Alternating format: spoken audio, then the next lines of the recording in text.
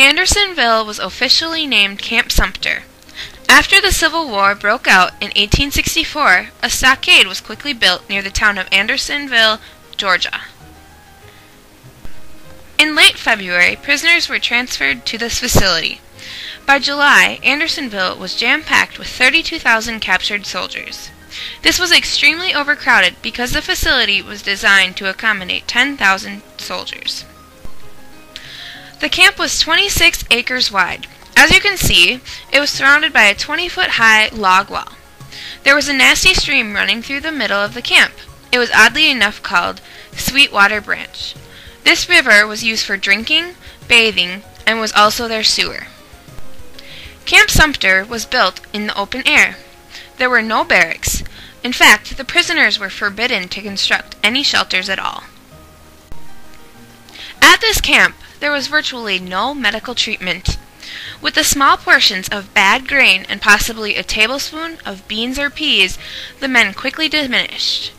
The lack of caring officers and the hot Georgia climate were factors for why many men were found ill with dysentery, scurvy, malaria, and exposure. Throughout the extremely hot summer months, it was very normal for over 100 men to die every single day. Of the men who survived, they were victims to thieves among their fellow prison mates. Because of the desperate situation at Andersonville, a Confederate medical commission recommended relocating these prisoners who were not too ill to move.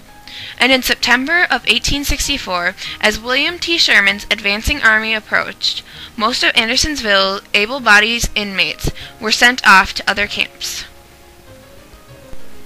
Remaining in operation until the end of the war, Andersonville held more captured Union soldiers than any other Confederate camp. There were a total of 45,000 men, which is nearly 30% of whom died in captivity. The North had learned of the camp's appalling conditions well before the survivors were released in 1865, and outraged citizens urged retribution on Southern prisoners of war.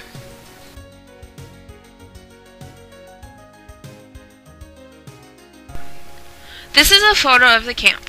The prison was surrounded by good land. There was a hospital, cookhouse, and many headquarters nearby. It was surrounded by canyons as well. Camp Sumter just so happened to be placed on the worst land possible. Andersonville Prison is an example that we would not follow today. I think that having seen Camp Sumter, we were disgusted by the way prisoners were treated, so that we will never treat our prisoners in such a harmful way.